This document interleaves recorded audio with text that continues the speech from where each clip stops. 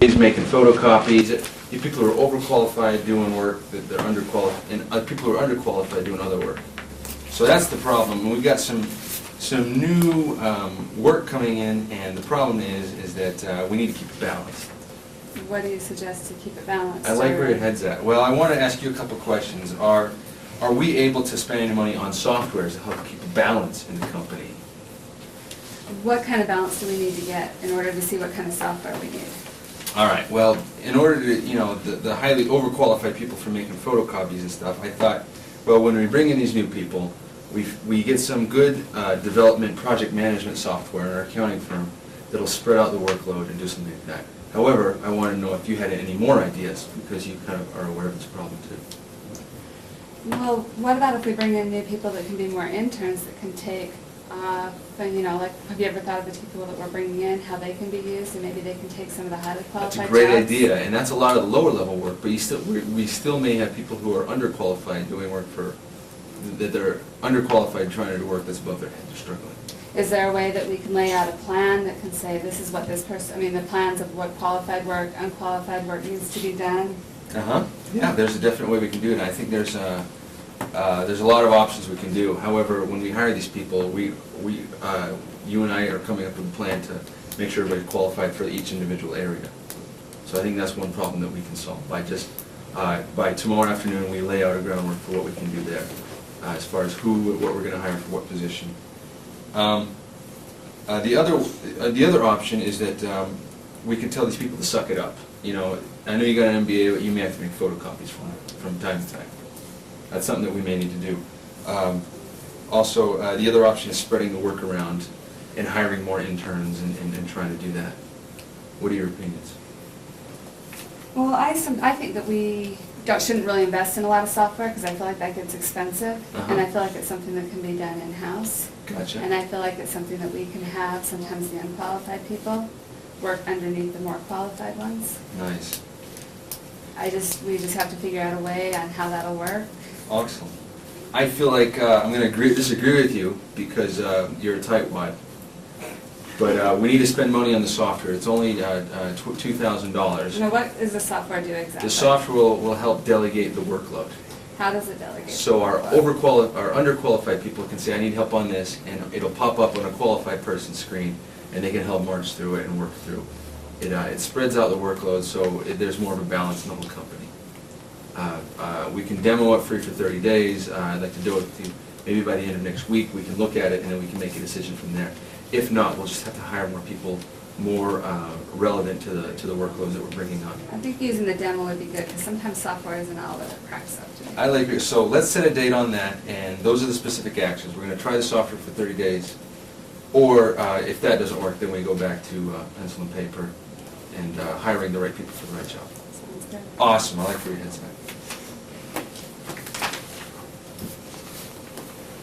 Clear definition.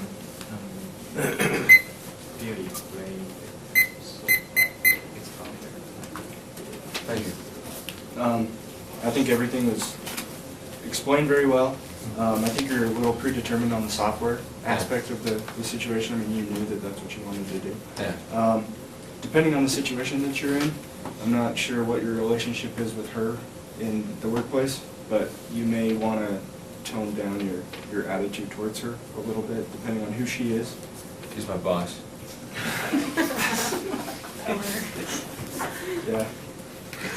I just thought you had a little too much of a smart-ass attitude towards her. sarcastic. Yeah, a little too Yeah. sarcastic, depending on how she's receiving. Yeah, I was laying on pretty thick, so I'm glad you caught that. I think you closed very well. Said you were going to use the demo software free, doesn't cost you anything, and we're going to also said that you were going to meet and make a list of qualifications for new hires. You gave a date and a time for both of those, and then just a ditto on the predetermined on the software instead of maybe some other solutions. Yeah. Deal with both these guys without fault. A little bit sarcastic there. I was laying it pretty thick sometimes. It sounded like you learned something in the classroom, and you were trying to apply it to this situation as far as making a decision, as far as the actual steps. You used words like "I'm going to frame it" and Yeah. whatnot, which is either a good thing or a bad thing. I don't know. So it seemed a little bit rehearsed. And the only other thing I would say is that whenever she was speaking or giving suggestions, it looked as though you were always looking down at your notepad and not really doing any active listening. Gotcha. I like the smart-ass attitude. But I've had a lot of bosses that I have that relationship with, so it worked for me. I just thought that you were probably a bit predetermined, maybe a little rushed. I thought you had good humor, and I liked how you responded to what she said with, like, I understand. I like that you actually told her, had evidence that you were listening. But I thought you were a little aggressive at times. Like when you were disagreeing with her, you were just like in her face a little bit. Yeah, But other than that, it was really good. thanks.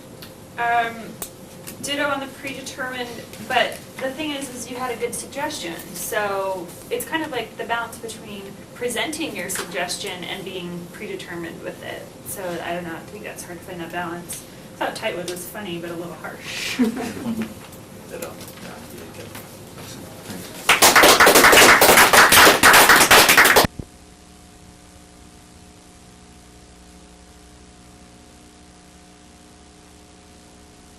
Definitely. Give me a chance. I sell an ultrasound test to doctors. And I've been selling it now for a while, and I'm pretty successful. It's working out well. I met this guy, and he is a salesman. He's about 20 or 30 years older than me. He's been around the block. He's done a lot of good work in his lifetime. I've seen his resume. And he decides he wants to help me sell. So I said, okay. So I showed him the ropes. I plugged him into all my contacts, all my leads. So I really want him to be successful because when he makes money, the way it's set up, I'll make money. Now the problem is he's not selling very much. And he's exhausting a lot of my leads, and he's very pushy. And he's always trying to renegotiate with me for more of the company. And it's getting tiring. He's always using these techniques that now I can identify, like reciprocation. He'll say, I did this for you, but you got to give me this, and what he's asking for in return is a lot more. And I'm sick of it, now that I can identify the tools he's using.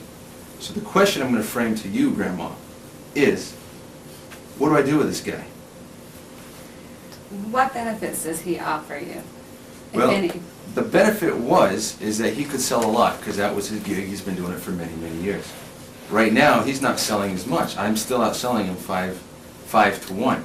And I really want him to be successful, because the way it's set up is when he's successful, I'll do well. But I'm sick of putting up with his aggressive negotiating. Everything's a tactic. Now, do you offer him commissions, or do you offer him a flat salary, or how is his pay based off? I offer him commissions. So he doesn't get anything if he doesn't sell. Exactly. But the problem is he's somehow in his mind thinks that I should pay his expenses right off the bat. And that wasn't agreed. But again, as a salesman, you're never going to get something you don't ask for. So he's not afraid to ask. Have you ever thought of drawing up a contract where his expenses won't be paid for unless he makes a certain amount of money, or that he has to supply his own expenses? Yeah, and that's something I should probably do, is really document where I think we are and what we should land on. But again, that's a great idea. I'm going to put that down right there. Now, does he work for you, or does he work for the company? He works with me selling for our company, which is a reseller of another company. Well then, I mean, how do your expenses? Do your expenses get reimbursed, or do you have to cover for your own expenses? I cover my own expenses with the money that's coming in from my own Right. And he accounts. probably should cover his own expenses as well. It makes sense. It makes sense, but again, he's always trying to grab something from me. I mean, and if you laid out some more rules, do you think maybe he would leave on his own? I think, yeah, he's been a long time without a good paycheck, so he may start looking for greener pastures. So, Grandma, that was excellent. This is what I'm going to do, is I appreciate your openness. You've been listening very good. So what I'm going to do is, I didn't know I didn't think of this, is I'm just going to be open with the guy, lay it out for him, have a good, what he calls a cuss and discuss session, put dates with everything. I'm going to do this tomorrow. Lay it out, really document it, and then see where we go from there. Sounds good. Thank you, Grandma. Got some cookies now. It's a good thing. No, those grandmas always Nice. prefer. Nicely done, good situation. Very specific questions and the back and forth of the questions that you asked each other while you were gathering information. I thought it was very good. Presented all relevant data well. My only thought was, you need to develop a case to keep the guy a part of the company. I would have fired that man, or tried to buy him out. I'm sick of this. But very nice and very, very informal, open. Nice. Awesome. Good job. That feels good right here. Thank you, Corinne. Nicely done. Great job. Well done. Ditto. Good friends, ditto. Brought tears in my eyes, too. What a young grad.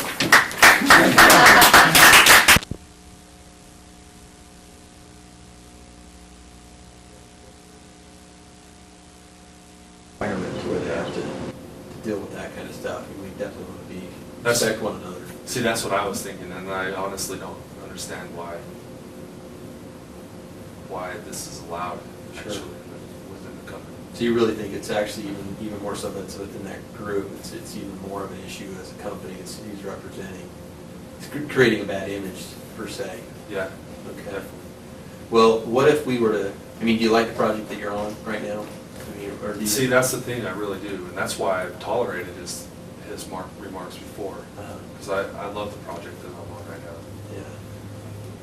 But, Well, I know you have Not a lot enough to to- that project, so. yeah, not enough to stay and tolerate this guy. Sure. Do you feel like, you mean, if there was some major adjustments to be made here, because like I said, you're very valuable to that project, you're really buying into it, very productive from what I see. Do you feel like if that was a conflict that was removed or changed, that would help, or would it potentially be that it's not him, it's the group as a whole would still have an impact on you, because they're all friends kind of thing? No, the friends don't bother me, it's just him. Yeah, he instigates everything, so it's nothing, the group's really actually, the rest of the group's actually respectful. They don't joke around with me. Right. Or make remarks about my kids or my wife. Oh, well, yeah, well, I can respect that. I don't want anybody subject to that. Why don't we try this as a plan, at least as an opportunity to try to fix this? It's first, why don't I bring him in and talk to him about his actions, kind of get a feel for what his responses are, see if he can actually change his ways or indicate to him how he's impacting the team as well as you, because it's not just you, it's impacting what you're trying to accomplish. And if I feel like he can at least make an attempt at fixing that, would you be willing to do that? At least try it, and if it doesn't work, then I think that the next step is to take him and remove him from the team. Somebody that's creating conflict and lack of productivity. Would that be something you might be willing to do? Well, I don't think that's gonna work. Okay. Because, first of all, he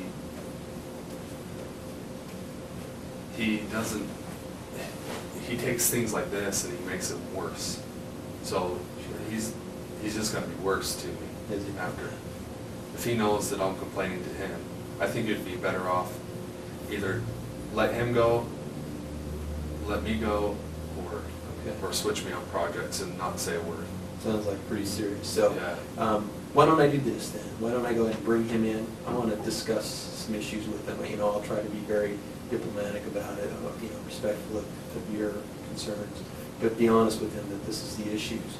And because of your performance, I prefer to keep you in that situation, but I want to give him the opportunity to understand that that's not going to be acceptable, and I'm kind of making a choice here, and then we can probably move him into another project if I can do that.